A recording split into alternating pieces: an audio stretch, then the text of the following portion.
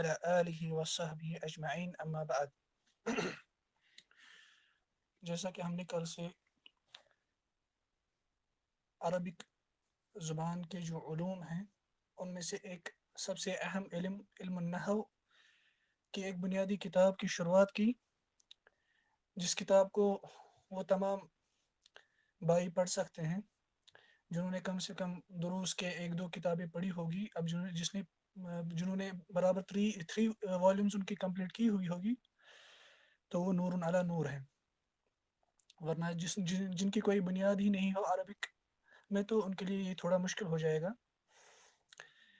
تو جیسا کہ ہم سب کو معلوم ہے کہ نحو جو ہے، نحو میں بنیادی طور پر نحو یا دوسرے الفاظوں میں نحو بنیادی طور پر 2 بڑے حصوں کا بنا ہوا ہے، جس میں 2 بڑی چیزیں پڑھی جاتی ہیں: احکام الکلمہ اور احکام الکلام. کلمے کے احکام اور کلام کے احکام. جو کلمے کے احکام ہیں ان میں 3 بنیادی چیزیں پڑھی جاتی ہے: انواع الکلمہ یعنی پارٹس آف سپیچ یا ورڈز کے اقسام، وانقسام الاسم الی نکرۃ و معرفہ. اسم کا منقسم ہونا نکرہ اور معرفہ میں ان کے اپنے احکام. جیسا کہ ہم سب کو پتہ ہے کہ معرفہ اسم جو ہوتے ہیں وہ 7 قسم کے ہوتے ہیں، اور باقی سب نکرہ کے متعلق احکام پڑھنا اور کلام کے متعلق احکام پڑھنا. اور کلمے کے متعلق 3 بنیادی چیزیں پڑھی جاتی ہیں: کلمے کے کتنے اقسام ہیں، اسم کا نکرہ اور معرفہ میں منقسم ہونا، اور کلمے کا معرب اور مبنی میں منقسم ہونا. اسی طرح کلام میں پہلے تو کلام کی ڈیفینیشن باضابطہ پڑھائی جاتی کہ کلام عربک زبان میں کسے کہتے ہیں، خاص طور پر علم النحو میں کسے کہتے ہیں کلام، اس کی کیا شروط ہے جیسا کہ ہم نے کل دیکھا، اور جملہ فعلیہ اور جملہ اسمیہ، کیونکہ جملے کے 2 ہی قسم ہوتے ہیں عربک لینگویج میں: الجملۃ الفعلیہ اور الجملۃ الاسمیہ، جیسا کہ ہم آگے دیکھیں گے انشاءاللہ تعالی. اور کلام جو دوسرا جز ہے نحو کا، اس میں تیسرا ایک اور چیز پڑھایا جاتا ہے کلام کے متعلق، وہ ہے مکملات الجملتین، یعنی جو جملہ فعلیہ اور جملہ اسمیہ ہے ان کے مکملات، یعنی جو جملہ اسمیہ اور جملہ فعلیہ کو تکمیل کرتے ہیں، مکمل کرتے ہیں. جیسے کچھ منصوبات ہوتے ہیں، جیسے مفعول بہ، مفعول لہ، مفعول مطلق، جیسے کہ ہم آگے دیکھیں گے انشاءاللہ تعالی. اسی طرح مجرورات، اسی طرح توابع. اسی طرح چوتھی ایک چیز پڑھائی جاتی ہے وہ ہے اعراب الفعل المضارع رفعا نصبا و جزما. فعل مضارع کا اعراب مرفوع، منصوب اور مجزوم حالات میں. اس لیے ہم پہلے اس متن میں جو آجرومیہ کا متن ہم نے سٹارٹ کیا، اس میں ہم نے دیکھا کہ مصنف پہلا جو باب باندھتے ہیں اس کا انعام رکھتے ہیں انواع الکلام. اس میں یہ کلام اور کلمے کے اقسام کے متعلق بات کرتے ہیں، اور تیسرا ایک مسئلہ اس میں بیان کرتے ہیں کہ کیسے ہم پہچانیں گے کہ کون سا کلمہ اسم ہے، کون سا کلمہ فعل ہے اور کون سا کلمہ حرف ہے. ہم نے کل دیکھا کہ الکلام جو ہے، کلام کی جو ڈیفینیشن مصنف بیان کرتے ہیں وہ ہے هو اللفظ المرکب المفید بالوضع. یہ ایسا لفظ ہے جو مرکب ہے، مفید ہے اور وضع کے مطابق ہو. ہم نے کہا کہ لفظ سے مراد ہے مستعمل لفظ جس کا عربک زبان میں باضابطہ کوئی معنی ہو، اور لفظ سے مراد ہے وہ آواز جو انسان اپنی زبان سے نکالتا ہے، مگر ایسی آواز جو مشتمل ہو، جو کمپرائزڈ ہو آف حروف الہجائیہ یعنی الف با تا سا وغیرہ. اور مرکب سے مراد ہے ایک کلمے کو دوسرے کلمے کے ساتھ ایسی صورت پہ جوڑنا کہ اس سے ہمیں فائدہ حاصل ہو، جس کو مصنف کہتے ہیں المفید. مفید سے معنی ہے کہ ہمیں ایسا فائدہ ہو کہ جو کلام کرنے والا ہو اس کا سکوت کرنا، خاموشی اختیار کرنا بہتر ہو. یعنی وہ کلام ایسا نہ کرے کہ جس سے سننے والا کسی اور چیز کا منتظر ہو. جیسے کہ کل میں نے اگزامپل دی کہ اگر کوئی شخص کہے گا اذا اذن المؤذن، جب اذان دینے والا اذان دے گا اس کے بعد چپ کرے گا، تو اس کو سننے والے کو کچھ سمجھ نہیں آئے گا، وہ انتظار کرے گا کہ اس کے بعد کیا ہوگا، مجھے کیا کرنا ہے، یا اس کے بعد کیا ہوگا. تو کمپلیٹ جملہ ایسے ہوگا اذا اذن المؤذن فصلی، مثلا جب مؤذن اذان دے گا تو تم نماز پڑھو. اب اس کو پوری بات سمجھ آ جائے گی. اسی طرح چوتھی جو شرط مصنف رکھتے ہیں یا گرامرین رکھتے ہیں عربک زبان میں کلام کو کلام کہنے کو، وہ ہے کہ وہ کلام جو ہے یا وہ لفظ جو ہے وہ وضع کے مطابق ہونا چاہیے. وضع سے مراد ہے کہ وہ عربک استعمال کے موافق اس کا معنی ہو. جو لفظ ہو اس کا معنی عربک جو عربز جو ہیں ان نے اس کے لیے کوئی معنی رکھا ہو اسے وز کہتے ہیں، یعنی وہ عربک استعمال کے موافق وہ میننگ ہو اسے ہم کلام کہتے ہیں۔ اس کے بعد مصنف کہتے ہیں وہ اقسام ثلاثہ، میں ہم نے کہا تھا کہ یہاں پر مصنف کو مراد ہے اقسام سے اقسام اجزاء الکلام، یعنی کلام کے جو اجزاء ہے یعنی پارٹس آف اسپیچ، یا دوسرے الفاظوں میں ہم کہیں گے کہ مصنف کا یہاں پہ مراد ہے اقسام الکلمہ نہ کہ اقسام الکلام۔ کلمے کے جو اقسام ہیں وہ تین ہیں، اسم و فعل و حرف جاء لمعنی، ایک تو اسم ہے اور فعل ہے اور حرف ہے جو کسی معنی کے لیے آیا ہے۔ اسم ہم نے دیکھا کہ اسم سے ہر وہ لفظ مراد ہے جس میں کوئی میننگ بذات خود موجود ہوتا ہے لیکن وہ کسی ٹائم کے ساتھ جڑا نہیں ہوا ہوتا ہے، نہ پاسٹ نہ پریزنٹ نہ فیوچر، نہ ماضی کے ساتھ نہ مضارع کے ساتھ، نہ اس میں امر کا کوئی مسئلہ ہوتا ہے، اس میں کوئی ٹائم نہیں ہوتا ہے۔ دوسرا ہوتا ہے فعل، یہ وہ ہر وہ لفظ ہوتا ہے جس میں ایک میننگ میں موجود ہوتا ہے لیکن اس کے ساتھ کوئی زمانہ بھی جڑا ہوا ہوتا ہے، چاہے پھر وہ پاسٹ ہو یعنی جسے عربک میں ہم ماضن کہتے ہیں، ماضن سے مراد ہوتا ہے وہ زمانہ جو کلام کرنے سے پہلے ختم ہو گیا، یا اس میں حاضر کا زمانہ ہو، حاضر سے مراد ہوتا ہے وہ زمانہ جو کلام کے درمیان جو کلام کرنے کے دوران جو زمانہ ہوتا ہے، اور مستقبل سے وہ زمانہ مراد ہوتا ہے جو کلام کرنے کے بعد شروع ہوگا۔ اسی طرح حرف ہم نے کہا کہ حرف سے مراد ہر وہ لفظ ہے جس کا معنی ہمیں تبھی سمجھ آتا ہے جب ہم اس کو کسی سینٹنس میں ڈال کر یا تو کسی اسم کے ساتھ جوڑیں گے یا کسی ورب کے ساتھ جوڑیں گے۔ مثلا ہم کہیں گے قتلت الحیۃ بالعصا، قتلت الحیۃ بالعصا، کہ میں نے سانپ کو مارا چھڑی سے۔ یہاں پہ جو بالعصا ہے، عصا چھڑی پہ میں نے حرف جر با کو داخل کیا۔ اگر میں خالی کہوں گا بی یا با، اس کا کوئی میننگ نہیں ہوگا ایسے، لیکن جب میں نے اس کو اس سینٹنس میں ڈالا اور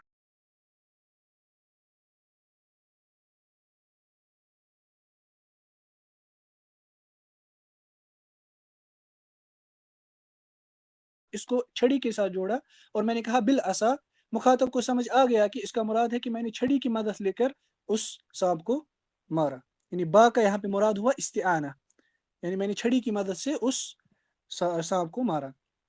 اس کے بعد جو آج ہمیں دیکھنا ہے، یہاں تک ہم نے کل دیکھا تھا، اس کے بعد مصنف کہتے ہیں رحمہ اللہ، محمد ابن آج الروم یا آج الرام رحمہ اللہ، وہ کہتے ہیں فالاسم يعرف بالخفض والتنوین ودخول الالف واللام وحروف الخفض وهي من والى وعن وعلى وفي ورب والباء والكاف واللام وحروف القسم وهي الواو والباء والتاء۔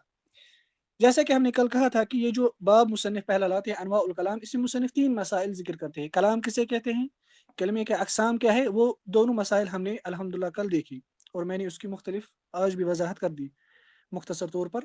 اب مصنف یہ ہمیں بیان کرتے ہیں کہ اب کہ اے طالب علم، اب تم کیسے پہچانو گے کہ اسم کسے کہیں گے، یا اسم کی پہچان کیسی ہوگی، اس کی علامت کیا ہے، اسی طرح فعل کی علامت کیا ہے کہ جس سے ہم یہ سمجھ لیں گے کہ یہ لفظ فعل ہے، اسی طرح حرف کے کون سے علامات ہیں جسے ہم سمجھ آئے گا کہ یہ حرف ہے۔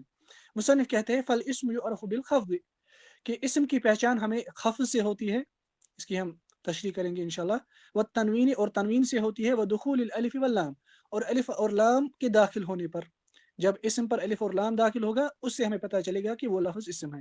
وحروف الخفض، یا اگر کسی لفظ پر حروف الجر یا حروف الخفض داخل ہو جائیں گے ہمیں سمجھ آ جائے گا کہ وہ اسم ہے۔ اس کے بعد مصنف کہتے ہیں کہ حروف الخفض کون ہے یا حروف الجر کون ہے، وہی من و الی و عن علی فی رب الباء الکاف اللام و حروف القسم، یعنی حروف القسم بھی حروف الجر ہی ہے، مگر ان کی ایک اور فنکشن یہ ہے کہ وہ اس سے انسان قسم کھا سکتا ہے، وہ ہے تین، الواو والباء والتاء۔ مصنف نے جب اقسام کلام کی ڈیفینیشن بیان کی اور ان کے شروط بیان کیے، چار شروط بیان کیے، اور اس کے بعد کلمے کے اقسام بھی بیان کیے، اب مصنف ہمیں یہ بتا رہا ہے کہ کون سی ایسی علامات ہے جس سے ہمیں کلمے کے جو تین قسم ہیں ان تمام قسموں میں سے کیسے ہم ہر قسم کو پہچانیں گے، کس علامات سے وہ ڈسٹنگوش ہو جائے گا کہ کون لفظ اسم ہے، کون سا کلمہ فعل ہے اور کون سا کلمہ حرف ہے۔ فبدأ بالعلامات التي تميز الاسم عن اخويه، اس لیے مصنف نے مناسب جانا کہ وہ پہلے ان علامات کا ذکر کرے جس سے ہم اسم کی پہچان کر سکیں گے، اسم کو ڈسٹنگوش کر سکیں گے، اسپیسیفائی کر سکیں گے اپنے دو بھائیوں سے، یعنی مراد ہے فعل اور حرف سے. اور مصنف یہاں پہ اس کی 4 علامات ذکر کرتے ہیں جو اسم کو فعل اور حرف سے الگ کر دیتے ہیں. جو ہی کسی کلمے پر ان 4 علاماتوں میں سے کوئی بھی علامت داخل ہو جائے گی ہم کہیں گے کہ یہ لفظ اسم ہے. پہلی علامت مصنف ذکر کرتے ہیں الخفض. الخفض مراد ہے مصنف کا اس سے الجر. مگر چونکہ جو عربی گرامر ہے، عربی گرامر میں 2 schools of thought ہیں. ایک اسکول آف تھاٹ ہے، ان کو کہتے ہیں کوفی اسکول آف تھاٹ، کوفہ کی طرف نسبت ہے. دوسرا اسکول آف تھاٹ ہے بصری اسکول آف تھاٹ، اور ان کی نسبت ہے بصرہ کی طرف. جو کوفی اسکول آف تھاٹ ہے وہ لفظ استعمال کرتے ہیں جر کے لیے خفض، اور بصری جو ہیں وہ اس کے لیے لفظ استعمال کرتے ہیں جر. مگر دونوں کا معنی سیم ہے، اس میں کوئی معنی میں کوئی ڈفرنس نہیں ہے. بہرحال پہلی جو علامت مصنف یہاں پہ بیان کرتے ہیں وہ ہے بالخفض، یعنی اسم جو ہے وہ ہمیں اس کی پہچان ہمیں ہوتی ہے بالخفض یعنی بالجر.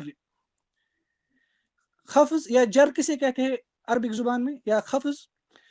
لغت میں خفض کہتے ہیں ضد الرفع، یعنی کسی چیز کا بلند ہونا اس کا اپوزٹ ہے خفض، یعنی کسی چیز کو پست کرنا، نیچا کرنا، اس کو کہتے ہیں خفض. مگر یہاں پہ مراد ہے خفض سے الجر، یعنی وہ کسرہ جو کسی عامل کی وجہ سے کسی اسم پر لاحق ہو جاتی ہے، یا کسرہ کے بجائے کوئی اور چیز.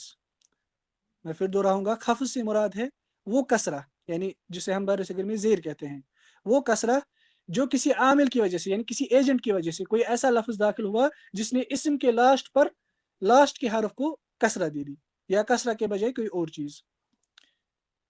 اس لیے جب ہم دیکھیں گے کہ اسم نے کسرہ قبول کیا، کسی لفظ نے کسرہ قبول کر لیا، کسی لفظ نے جر کو قبول کر لیا، کسی لفظ نے زیر کو قبول کر لیا، ہم سمجھ جائیں گے کہ یہ لفظ اسم ہے.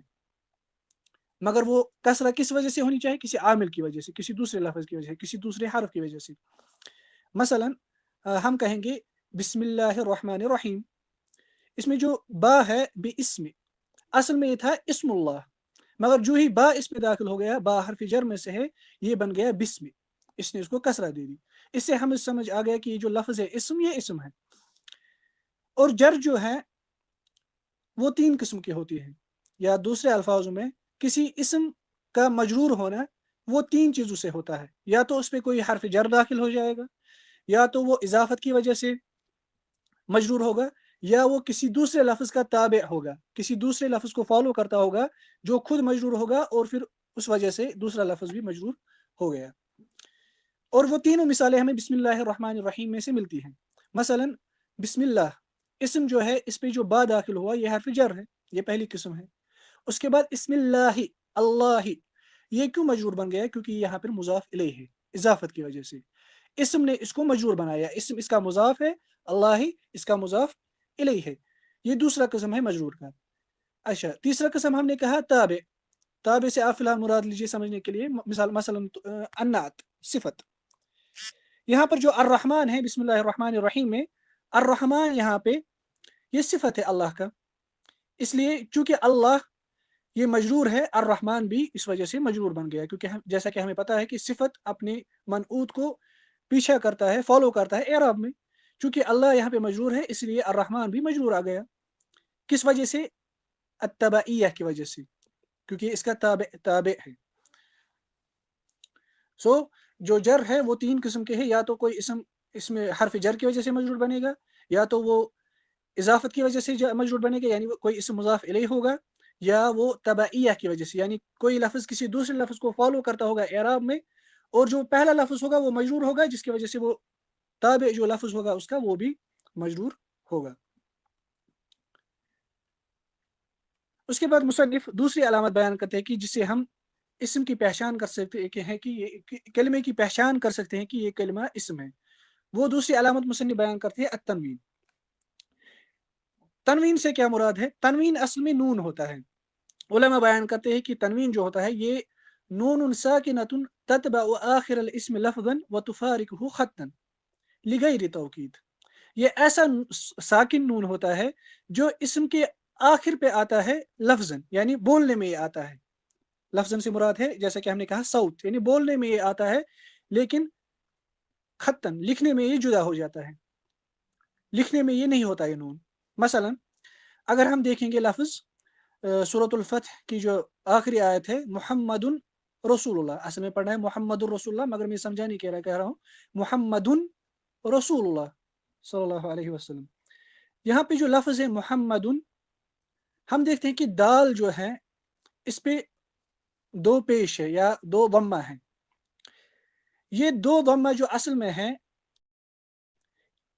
पहला जो दम्मा है इसमें, वो इराब की हरकत है। दूसरा जो इसमें दम्मा है वो इशारा है नून नून तनवीन की तरफ। वो असल में नून है, मगर वो नून लिखा नहीं जाता है, वो साकिन नून होता है। जैसे फॉर एग्जांपल अगर आप कॉपी लेंगे, उस पे लिखेंगे मुहम्मदुन, इसकी शक्ल ऐसी होगी असल में, मीम हा मीम दाल नून साकिन, दाल नून साकिन। लेकिन ये नून साकिन नहीं लिखा जाता है, ये तनवीन जो असल में होता है ये नून साकिन होता है, लेकिन ये लिखा नहीं जाता है, मगर पढ़ने में ये नून साकिन ही होता है। मगर इस नून साकिन के बदले फिर क्या किया जाता है, हरकत डबल की जाती है। पहली जो हरकत होती है, मसलन मोहम्मदुन में दाल पर जो दम्मा है, पहला दम्मा वो एराब की हरकत है क्योंकि यहाँ पर मुब्तदा है, और दूसरा जो दम्मा है वो इशारा है तनवीन के नून की तरफ, इसलिए हम कहते हैं मोहम्मदुन। इसलिए जिस कलमे पे भी तनवीन दाखिल होगा, हमने हमने ये समझना है कि ये कलमा इसम है, ये कलमा इसम है। अच्छा, तनवीन से यहाँ पे कौन सा तनवीन मुराद है? तनवीन की मुख्तलिफ अक़साम होती है, वो आप इंशाल्लाह जब आप फर्दर एडवांस्ड बुक्स पढ़ेंगे नहा में, हम उस डिटेल में यहाँ पे नहीं जा सकते क्योंकि ये बिगिनर्स के लिए मतन है। तनवीन के 4 किस्म उलमा बयान करते हैं, मगर यहाँ पे जो तनवीन मुराद है वो है तनवीन तमकीन, या इसे तनवीन सर्फ भी कहते हैं। हम कहते हैं ना कि जैसे हमने पढ़ा होगा अल ममनू मिन सर्फ, कुछ अल्फाज ममनू मिन सर्फ होते हैं। सर्फ से क्या मुराद होता है? वहाँ पे सर्फ से वहाँ पे मुराद होता है तनवीन, कि कोई लफ्ज उस पर तनवीन दाखिल नहीं हो सकता। यहाँ पे वही तनवीन, इसको कहते हैं तनवीन तमकीन। तमकीन से क्या मुराद है? यानी ये ऐसा तनवीन होता है कि जो ही वो किसी कलमे पे दाखिल हो गया, उससे ये बात एस्टेब्लिश हो जाती है, मतलब फर्म हो जाती है कि ये लफ्ज अपने इसमिया इसम होने में एस्टेब्लिश्ड है, इसमें कोई शक नहीं है। यहाँ पे वही तनवीन मुराद होता है। हमें शॉर्ट में ही चीज़ याद रखनी है कि तनवीन जो होता है ये नून साकिन होता है, जो पढ़ने में हम नून पढ़ते हैं, साकिन नून पढ़ते हैं, लेकिन लिखने में ये नून लफ्ज़ पे हमें दिखाई नहीं देता है, उसके बदले हम डबल हरकत देते हैं। और ये नून साकिन तौकीद के लिए नहीं होता है, ये तनवीन के लिए होता है, क्योंकि नून तौकीद भी एक और नून होता है जो फ़िअल पे दाखिल होता है, मगर ये वो नून नहीं होता है। अच्छा, इसके बाद मुसन्निफ़ तीसरी अलामत बयान करते हैं, दुखूलुल अलिफ वल लाम, किसी इस्म पर अलिफ और लाम का दाखिल होना। मुराद है अदातुत तारीफ, यानी ऐसे हरफ का दाखिल होना जो किसी इस्म को मारिफा बनाता है, किसी लफ्ज़ को मारिफा बनाता है। वही मुराद है यहाँ पे मुसन्निफ का दुखूलुल अलिफ वल लाम, यानी दुखूलुल अल, या हम कह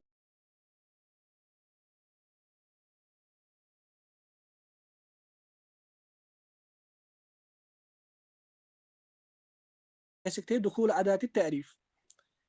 जो ही किसी इस्म पर अल दाखिल होगा, यानी अलिफ और लाम दाखिल होगा, हम समझ लेंगे, किसी लफ्ज़ पर अलिफ और लाम दाखिल होगा, हम समझ लेंगे कि ये लफ्ज़ जो है, ये कलिमा जो है, ये इस्म है, ये लफ्ज़ इस्म है। क्योंकि अलिफ और लाम जो होता है ये फ़िअल पर दाखिल नहीं होता है। मसलन कलमुन, अगर हम इस पे अलिफ और लाम दाखिल करेंगे ये बनेगा अल कलम। जो ही कलम ने ये अलिफ और लाम एक्सेप्ट कर लिया, हमें समझ आ गया कि जो कलम जो लफ्ज़ है ये इस्म है, ये न तो फ़िअल है ना ये हर्फ है। इस अलिफ और लाम की इसके भी मुख्तलिफ अक़साम होते हैं, हम उस डिटेल में यहाँ पे नहीं जा सकते, मगर यहाँ पे अलिफ और लाम से खास और मुराद है वो अलिफ और लाम जो किसी कलिमे को नकिरा से मारिफा में तब्दील करता है। मसलन कलमुन, इस पे चूंकि तनवीन है, ये इंडेफिनिट आर्टिकल है, ये ए पेन है, मगर जो ही हम इस पे अलिफ और लाम दाखिल करेंगे ये बनेगा अब द पेन, अल कलम द पेन। इसे कहते हैं हर्फ तारीफ। तारीफ से यहाँ पे मुराद है कि ये इसम को मारिफा में तब्दील करता है।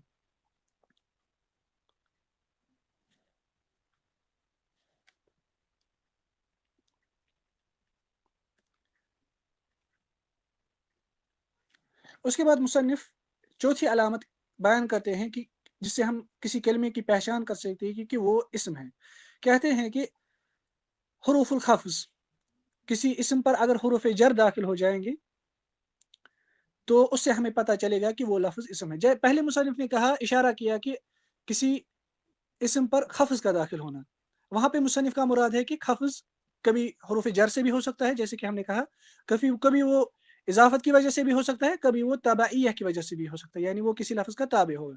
مگر یہاں پہ مصنف خاص طور پر حروف الخفض کا الگ ذکر کرتے ہیں، اشارے بیان کرتے ہیں. حروف الخفض تکرار مقصود، یعنی مصنف نے اس کی مطلب الگ تکرار کی، ریپیٹ کیا اس چیز کو کہ حروف الخفض کا کسی کلمے پر داخل ہونا یہ علامت ہے اس چیز کی کہ وہ لفظ اسم ہے. اراد به ان يبين ان ثمة كلمات لا تكون مجرورة لفظا. ان کا یہ مراد ہے کہ کچھ ایسے کلمات ہوتے ہیں جو لفظاً مجرور نہیں ہوتے ہیں، حالانکہ اس پہ حرف جر داخل ہوگا لیکن وہ لفظاً مجرور نہیں ہوگا. وانما تكون مجرورة محلا، مگر وہ ایسی جگہ وہ لفظ ہوگا جو مجرور ہوگا. مثلا حاضر، حاضر جو ہے یہ اسمی اشارہ ہے اور یہ مبنی ہے. اگر ہم اس پہ کوئی حرف جر داخل کریں گے، فار ایگزامپل من حاضر، ہم دیکھیں گے الف پہ کوئی چینج نہیں آئے گی. یا فار ایگزامپل ہم کہیں گے ہا اولائی، ہا اولائی یہ مبنی ہے کسرہ پہ.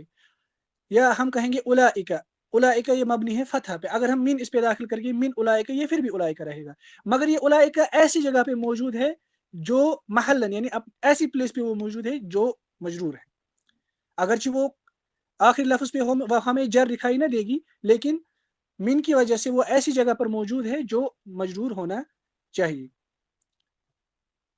کہتے ہیں فَهَذِهِ تَدْخُلُ ضِمْنَ الْأَسْمَاءِ لِقُبُولِهَا حرف الجر. اگرچہ وہ بظاہر چینج نہیں ہوا، مبنی اسماء اگر چینج نہیں ہوتے ہیں لیکن پھر بھی وہ ہم اس کو اسم کہیں گے کیونکہ وہ محلاً مجرور ہے، لفظاً وہ مجرور نہیں ہے کیونکہ وہ مبنی ہے.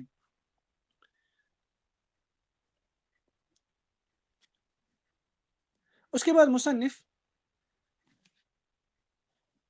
نے جب حروف الخفض کا ذکر کیا، مصنف نے مناسب جانا کہ ان حروف الخفض کا ذکر کرنا کہ کون کون سے ایسے حروف ہے، ایسے پارٹیکلز ہیں جن کو ہم حروف الجر کہتے ہیں.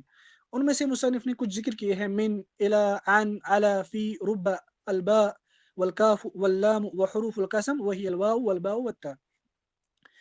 ان سب حروفوں کے، یہ جو حروف الجر ہیں، ان کے سب کے کچھ نہ کچھ میننگز ہوتے ہیں. ان میں سے پہلا ہے من. من کا جو ایک اہم میننگ ہوتا ہے وہ ہے الابتداء یا الابتدائیہ یا الابتداء، آپ کہہ لیں. ابتداء سے مراد ہے کہ کسی چیز کی شروعات کا ہونا اس من سے ہمیں سمجھ میں آتا ہے. مثلا اللہ تعالی سبحانہ و تعالی سورۃ الاسراء میں پہلی آیت میں کہتے ہیں سبحان الذی اسری بعبدہ لیلا من المسجد الحرام الی المسجد الاقصی. پاک اور بلند ہے وہ ذات جس نے اپنے بندے کو رات کا سفر کروایا ایک ہی رات میں. کہاں سے؟ اس سفر کی شروعات کہاں سے ہوئی؟ من المسجد الحرام، مسجد حرام سے، یعنی کعبہ شریف سے. یہاں پہ من کا مراد ہے الابتداء، یعنی اس سفر کی شروعات ہوئی، جو اسراء کا سفر تھا اس کی شروعات ہوئی مسجد حرام سے. اچھا، من کا ایک اور میننگ ہوتا ہے، مختلف میننگ ہوتے ہیں، میں دوسرا ایک میننگ بیان کروں گا، وہ ہے التبعید. تبعیض کا کیا معنی ہے؟ تبعیض کا معنی ہے، تبعیض نکلا ہے بعض سے، یعنی کچھ. اس سے ہمیں کسی چیز کے کچھ ہونے کا میننگ سمجھ آتا ہے. مثلا یہ مثال سے سمجھ آئے گا. اللہ سبحانہ و تعالیٰ سورہ آل عمران آیت نمبر 92 میں کہتے ہیں لن تنالوا البر حتى تنفقوا مما تحبون، کہ تم تب تک نیکی کو، اچھائی کو، پائٹی کو نہیں پہنچو گے جب تک تم خرچ نہ کرو گے اس میں سے جو تمہیں پسند ہے. دیکھیے یہاں پہ داخل ہوا ہے من ما پر، ما یہاں پہ اس میں موصول ہے. مما تحبون مراد ہے حتی تنفقوا بعض ما تحبون، جب تک کہ تم ان چیزوں میں سے جو آپ کو پسند ہے ان میں سے کچھ چیزیں آپ اللہ تعالیٰ کے راستے میں خرچ نہ کرو. یہاں پہ من کا یہی میننگ ہے. اسی طرح اور بھی میننگس ہیں، ہم ان کی ڈیٹیلز میں یہاں پہ نہیں جا سکتے. اس کے بعد مصنف دوسرے حرف جر کا ذکر کرتے ہیں، وہ ہے الا. الا کا بھی جو ایک بنیادی میننگ ہے وہ ہے الانتہا یا الغایہ، یعنی کسی چیز کی انتہا ہمیں اس سے سمجھ آتی ہے. مثلا پچھلی آیت جو ہم نے پڑھی الی المسجد الاقصی، سفر کی شروعات ہوئی، اسراء کا سفر، اس کی شروعات ہوئی مسجد حرام سے، انتہا اس سفر کی ہوئی مسجد اقصی پر، پھر مسجد اقصی پر معراج کا سفر سٹارٹ ہوا. الی سے یہاں پہ ہمیں سفر کی جو انتہا ہے وہ سمجھ آتی ہے، کسی چیز کا اینڈ. وہ انتہا پھر کبھی مکانیہ ہو سکتا ہے، یعنی کسی مکان کی طرف انتہا، کسی جگہ کی طرف انتہا، مثلا خرجت من الشام الى مکہ، میں شام سے جو جگہ ہے نکلا الی مکہ، یہاں سے ہمیں انتہا سمجھ آتی ہے کہ میری سفر کی انتہا، نکلنے کی انتہا مکہ پر ہوئی. یا کبھی وہ زمانیہ ہوگا، یا ہمیں یعنی کسی چیز کی انتہا ہمیں زمان کے یعنی وقت کے اعتبار سے سمجھ آئے گی. مثلا مطرنا من الجمعۃ الی الجمعۃ، بارش ہوئی ایک جمعہ سے لے کر دوسرے جمعہ تک. جمعہ جو ہیں یہ وقت ہیں، اس سے ہمیں سمجھ آتا ہے کہ ایک جمعہ سے لے کر دوسرے جمعہ تک اس بارش کی جو انتہا ہوئی. اسی طرح تیسرا ایک حرف جر مصنف یہاں پہ ذکر کرتے ہیں وہ ہے ان. ان کے بھی مختلف میننگس ہے، مگر ایک اس کا جو اہم میننگ ہے وہ ہے المجاوزہ، یعنی ایک چیز کا دوسری چیز تک، یا ایک چیز کا دور ہونا دوسری چیز تک، ایک چیز کا دوسری چیز کی طرف تجاوز کرنا، دور ہونا کسی چیز کو ایک چیز سے دوسری چیز کی طرف.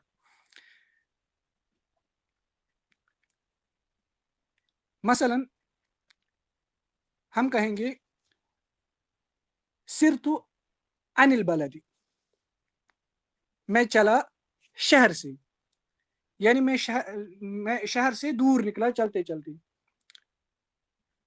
اسے کہتے ہیں المجاوزہ، یعنی کسی چیز ایک چیز سے دوسری چیز کی طرف تجاوز کرنا، بعید ہونا، دور ہونا. اسی طرح ایک اور حرف جر مصنف یہاں پہ ذکر کرتے ہیں وہ ہے اعلیٰ.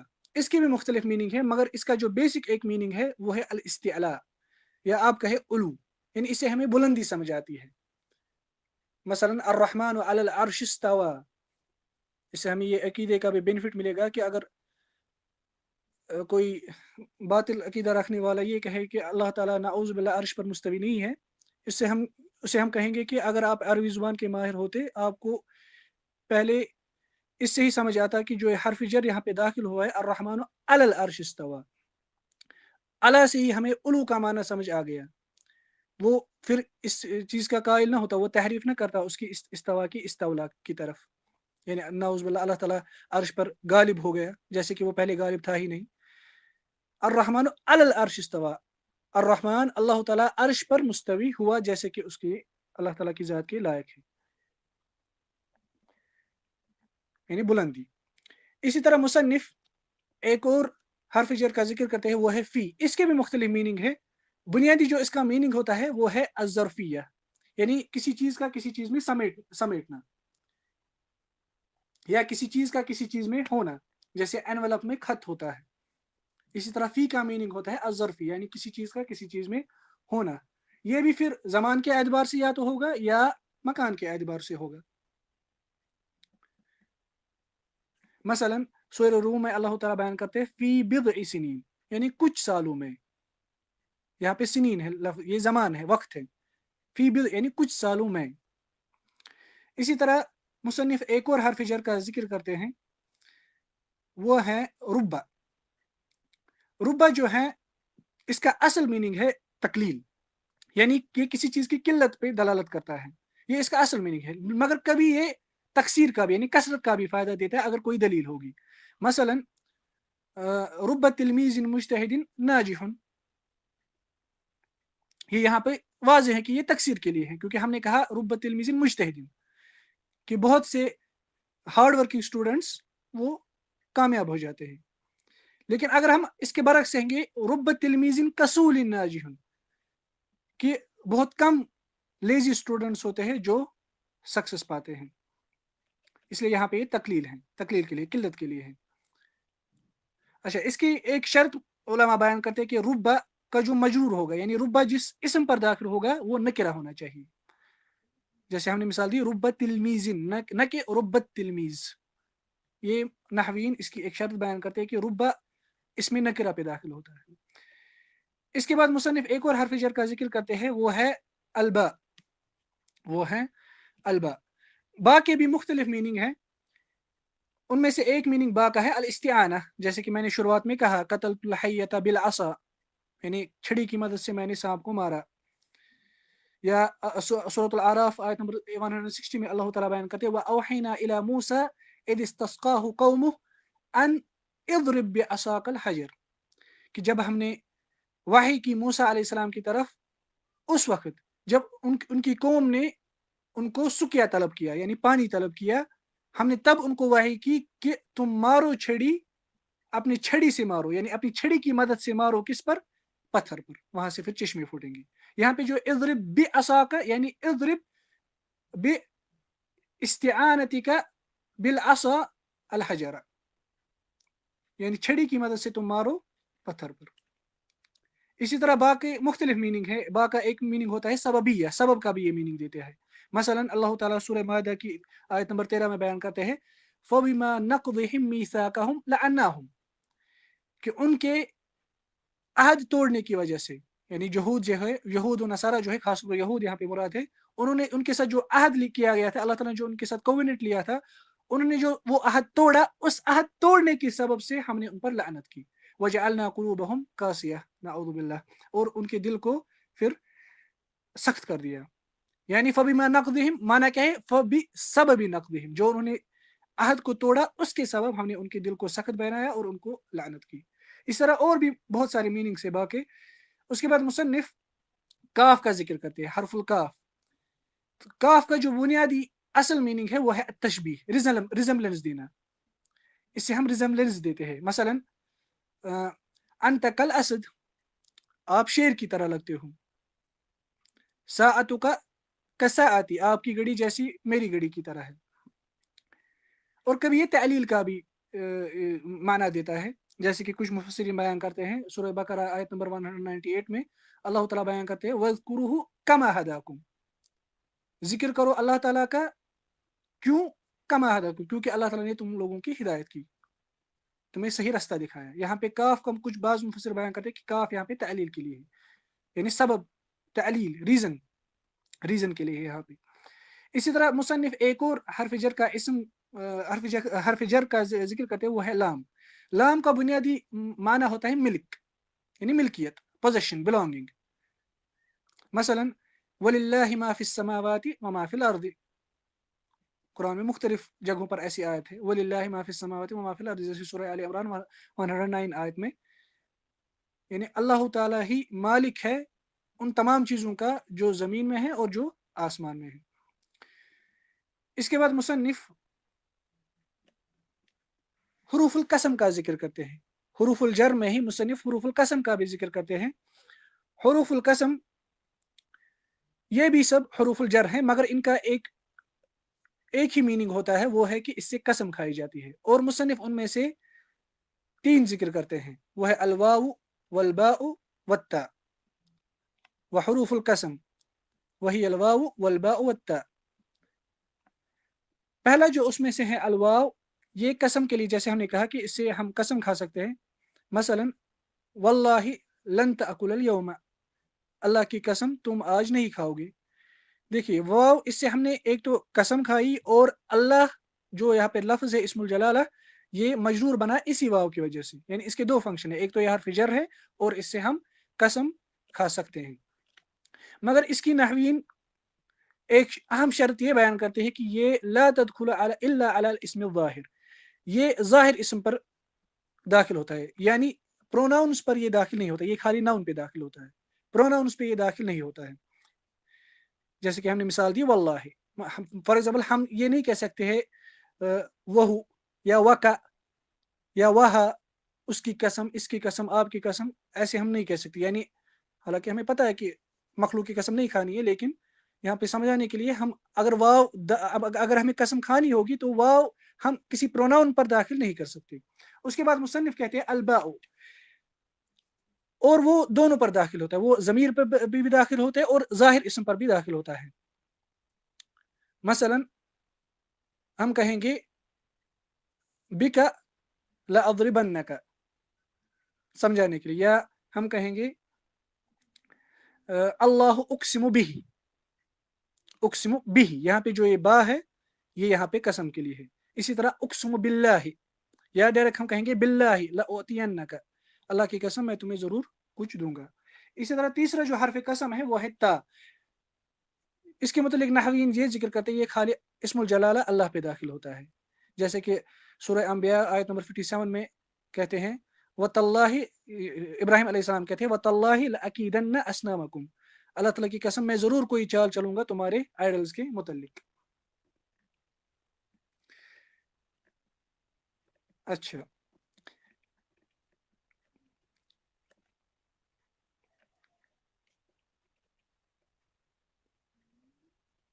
مصنف نے یہاں پہ یہ 4 علامات ذکر کی جن جن سب کا ہم نے ذکر کیا.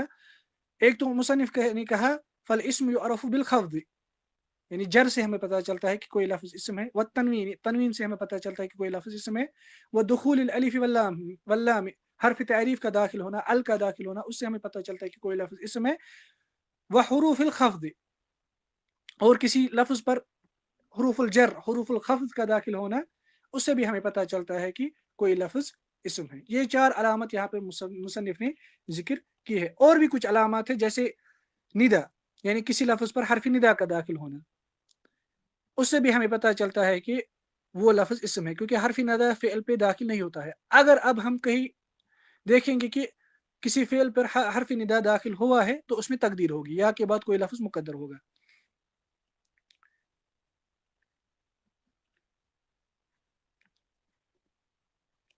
اس کے بعد مصنف کہتے ہیں والفعل یعرف بقد والسین وسوف وتاء التانیث الساکنہ، کہ جو فعل ہے وہ ہم ان 4 علاماتوں سے ہمیں فعل کی پہچان ہوتی ہے، قد، سین، سوف اور تاء التانیث الساکنہ، یعنی ایسا تا جسے فیمینٹی ڈینوٹ ہوتی ہے، کسی لفظ کا، کسی فعل کا مؤنث ہونا ڈینوٹ ہوتا ہے اور وہ ساکن ہوتا ہے.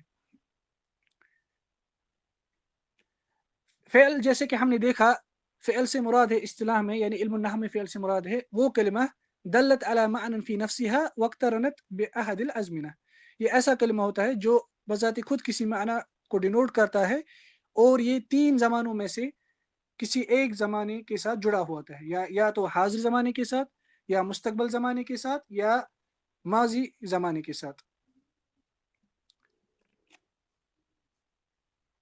اور فعل کے بھی مختلف علامات ہوتے ہیں، مصنف یہاں پر ان میں سے 4 کا ذکر کرتے ہیں. پہلی علامت مصنف ذکر کرتے ہیں قد. قد سے یہاں پہ مراد ہے قد الحرفیہ، یعنی قد یہاں پہ قد سے مراد ہے حرف. اور یہ جو قد ہیں یہ فعل ماضی پہ بھی داخل ہوتا ہے اور یہ فعل مضارع پہ بھی داخل ہوتا ہے، فعل امر پہ یہ داخل نہیں ہوتا ہے اور یہ اسما پر داخل نہیں ہوتا ہے. اور جب یہ فعل ماضی پر داخل ہوگا تو اس کے 2 میننگ ہوں گے. جب یہ فعل ماضی پہ داخل ہوگا اس کے 2 میننگ ہوں گے، یا تو یہ تحقیق کا میننگ دے گا، یعنی کوئی چیز بتحقیق پوری ہو گئی، اس میں کوئی شک نہیں ہے، مثلا قد قام زید، قد قامت الصلاۃ.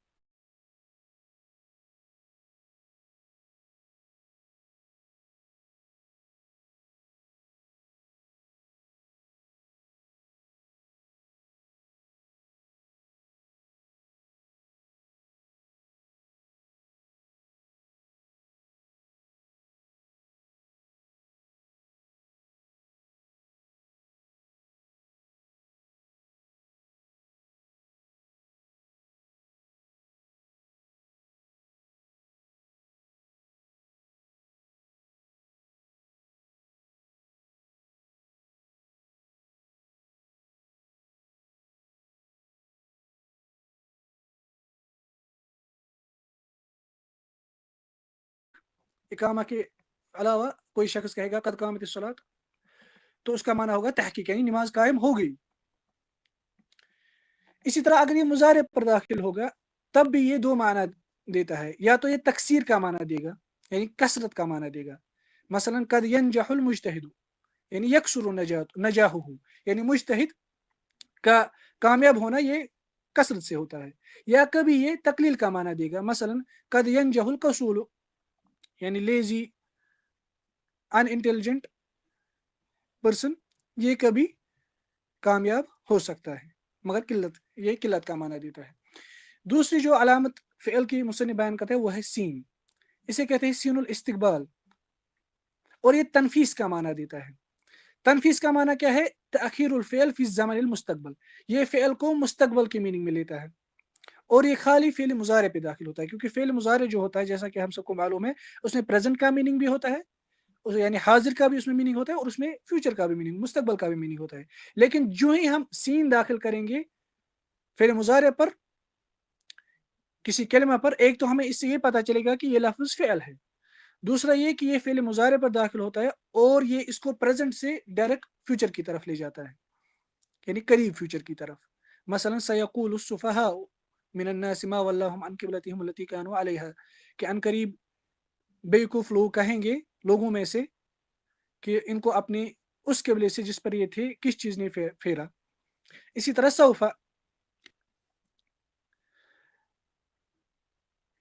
سوف وہ بھی تنفیس کا میننگ دیتا ہے، وہ بھی فعل مضارع کو خاص کرتا ہے مستقبل کے لیے. کچھ علماء کہتے ہیں بعید مستقبل کے لیے، یعنی دور مستقبل کے لیے. اس کا بھی یہی میننگ ہوتا ہے التنفیس، یعنی یہ فعل کے میننگ کو مؤخر کرتا ہے، فعل مضارع کے میننگ کو مؤخر کرتا ہے مستقبل کے لیے. مثلا اللہ سبحانہ وتعالی سورۃ الضحیٰ میں کہتے ہیں وَلَسَوْفَ يُعْتِيكَ رَبُّكَ فَتَرْضَى، کہ ان قریب مستقبل میں اللہ تعالیٰ آپ کو عطا کریں گے اور آپ راضی ہو جائیں گے. اسی طرح سورۃ النساء میں اللہ سبحانہ وتعالیٰ کہتے ہیں أُولَٰئِكَ سَوْفَ يُؤْتِيهِمْ أُجُورَهُمْ، یہی وہ لوگ ہیں جن کو اللہ تعالیٰ ان قریب مستقبل میں ان کے اعمال کا اجر دے گا. تیسری علامت جو مصنف بیان کرتے ہیں وہ ہے تاء التانیث الساکنہ، ای الدالة على تأنیث المسند الیہ، یعنی یہ ایسا تا ہوتا ہے جس کلمے پر یہ داخل ہوگا، یعنی خاص طور پر فعل ماضی پر، کیونکہ تاء التانیث الساکنہ یہ خالی فعل ماضی پر داخل ہوتا ہے، جیسے فعلت، ذہبت. یعنی یہ ایسا تا ہوتا ہے جو فعل کے مؤنث ہونے پر دلالت کرتا ہے، اور وہ ایسا تا ہوتا ہے جس پر سکون ہوتا ہے. مثلا قالت ہند، ہند نے کہا. قال فعل ماضی، تا اس میں حرف تعنیس ہے، ہند یہ اس کا فاعل مرفوع ہے.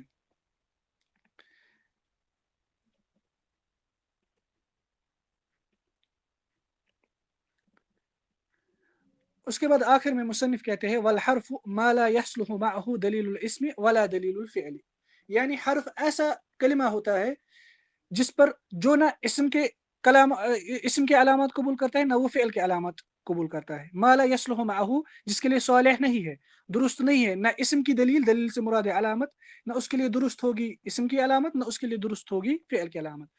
گو اگر کوئی کلمہ وہ نہ کسی فعل کی علامت قبول کرے گا، نہ ہی وہ کسی اسم کی علامت قبول کرے گا، ہمیں سمجھ آ جائے گا کہ وہ لفظ جو ہے وہ حرف ہے.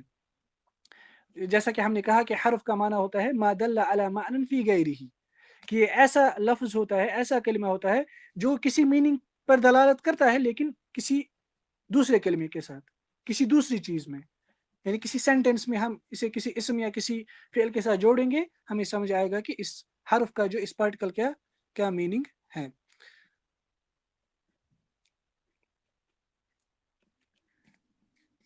اس لیے ملحت الاعراب ایک نحو کی ایک مشہور کتاب ہے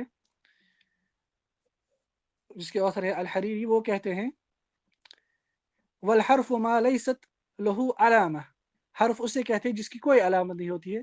فکس علی قولی تکن علامہ، تم میرے قول پر قیاس کرو تم علامہ بن جاؤ گے. یعنی یہ بچوں کو، اسٹوڈنٹس کو ترغیب دینے کے لیے کہتے ہیں کہ اگر تم نے یہ چیز سیکھ لی تم علامہ بنو گے. حالانکہ ہمیں پتہ ہے کہ حرف کی پہچان کرنے سے کوئی علامہ نہیں بنے گا، لیکن یہ ہمارے علماء کی رحمہ اللہ ان کی عادت ہوتی ہے کہ بچوں اسٹوڈنٹس کو ترغیب دینے کے لیے، ان کو خوش کرنے کے لیے ایسی چیز بولتے تھے. والحرف ما لیست له علامہ، حرف ایسا کلمہ ہوتا ہے جس کی کوئی علامت نہیں ہوتی، نہ ہی وہ اسم کی علامت قبول کرتا ہے، نہ ہی وہ فعل کی علامت قبول کرتا ہے. فکس علی قولی، اس لیے میرے اس قول پہ قیاس کرو تکن علامہ، تم علامہ بن جاؤ گے. اس سے پہلے ہم ذکر کر چکے ہیں کل کے درس میں کہ حروف 3 قسم کے ہوتے ہیں. کچھ حروف ایسے ہوتے ہیں جو اسم اور فعل دونوں پر داخل ہوتے ہیں، جیسے حل، جو استفہام کے لیے ہے. اسی طرح کچھ حروف وہ خالی اسما پر داخل ہوتے ہیں، جیسے حروف الجر ہوتے ہیں، وہ خالی اسما پر داخل ہوتے ہیں. اس طرح اور بھی بہت قسم کے حروف ہوتے ہیں.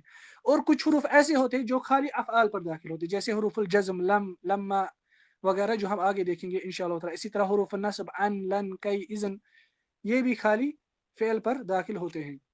اس کے ساتھ پہلا جو یہ باب ہے اس کا اختتام ہوتا ہے۔ اللہ سبحانہ و تعالیٰ سے دعا ہے کہ ہمیں اپنی قرآن کی لغت سمجھنے کی توفیق دے، اس پر عمل کرنے کی توفیق دے۔ اقول قولی ھذا واستغفر اللہ لی ولکم ولسائر المسلمین من کل ذنب فاستغفروه انہ هو الغفور الرحیم۔ سبحانک اللہم و بحمدک، اشہد ان لا الہ الا انت، استغفرک و اتوب الیک۔ اگر کسی بھائی کو کوئی سوال ہو، نیچے آپشن ہوتا ہے ریکویسٹ کا، وہ ہاتھ کھڑا کر سکتا ہے تو وہ سوال کر سکتا ہے اس درس کے متعلق۔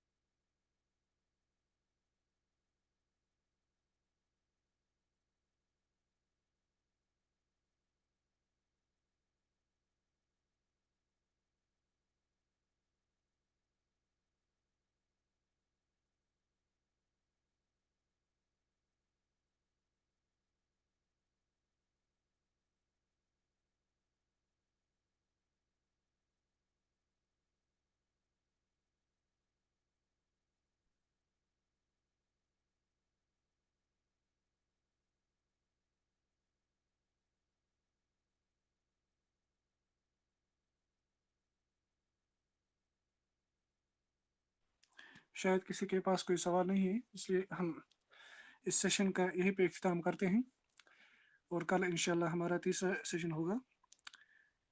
صلی اللہ تعالیٰ علی خیر خلقی محمد وعلی آلہ وصحبہ وسلم، والسلام علیکم ورحمۃ اللہ وبرکاتہ۔